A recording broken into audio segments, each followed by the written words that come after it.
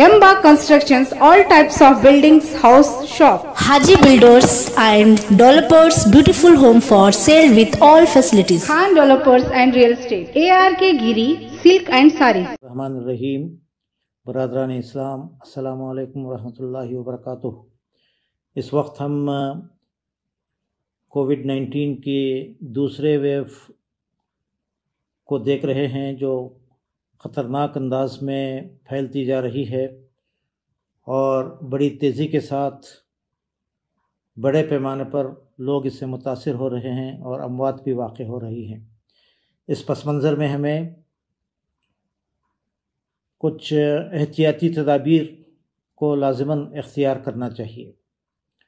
हिफाजती तदाबीर में जिन बातों का बार बार ज़िक्र किया जा रहा है, जैसे फेस मास्क का इस्तेमाल करना और फ़िज़िकल डिस्टेंस को बरक़रार रखना और सैनिटाइज़र का पाकी सफ़ाई का लिहाज करना, ये बहुत ज़रूरी है।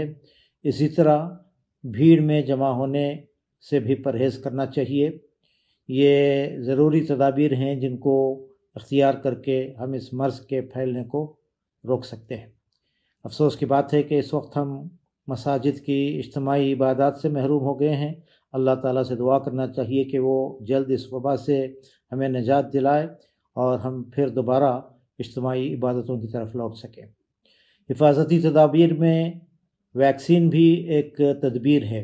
हम जानते हैं कि इस मर्ज़ का कोई इलाज नहीं है और इससे बचने की जो भी प्रिवेंटिव मेजर्स हैं उनको इख्तियार करना ज़रूरी है। वैक्सीन भी इसी तरह का एक प्रिवेंटिव मेजर है और इस वक्त सारी दुनिया में इस सिलसिले में जो मालूमात और जो साइंटिफिक एविडेंस और जो मेडिकल मालूमात हमें हासिल हैं, उसके रोज़ से यही कहा जा सकता है और ज़न्न गालिब है, गुमान गालिब है कि इससे हमारे क़ुव्वत मुदाफ़ियत को बढ़ाने में मदद मिलेगी। वैक्सीन का सेकेंड डोज़ लेने के 2 हफ़्ते बाद हमारे बदन में एंटीबॉडीज़ इस मक़दार में पैदा हो जाते हैं कि हम इस मर्ज़ का बेहतर मुकाबला कर सकते हैं। वैक्सीन लिया जाए तो मर्ज़ नहीं आएगा, ऐसी सूरत हाल नहीं है, ऐसी बात नहीं है। इसके लॉन्ग टर्म इफ़ेक्ट्स के सिलसिले में भी हम नहीं जानते, मगर तिब्बी नुक़्ता नज़र से ये बात कही जा सकती है कि वैक्सीन लेने के नतीजे में अगर मर्ज़ लाहक़ हो तो भी उसकी सीवियरिटी भी और अमवात भी कम तादाद में वाक़ होंगे। वैक्सीन के सिलसिले में बहुत सारी ख़दशात का और गलत फ़हमियों का चलन आम है और इसको साजिश से भी जोड़ कर देखा जाता है, मगर सही बात यह है कि इसके सिलसिले में ये महज ख़दशात हैं, इनकी कोई बुनियाद नहीं है।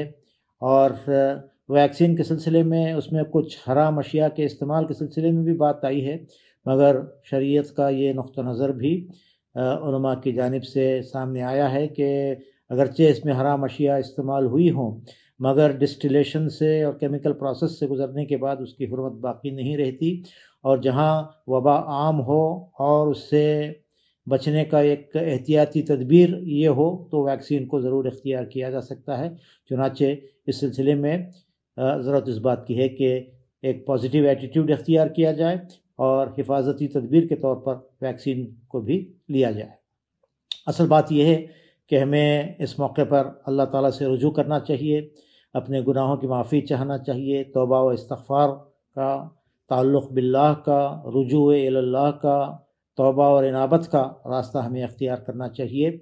ये वबाएँ आती इसलिए भी हैं, इनके पीछे जो अखलाक़ी वजूह होते हैं, जब गुनाह और जुल्म बढ़ जाता है तो अल्लाह ताला की तरफ से तंबीह के तौर पर, याद दहानी के तौर पर इस तरह की वबाएँ आती हैं।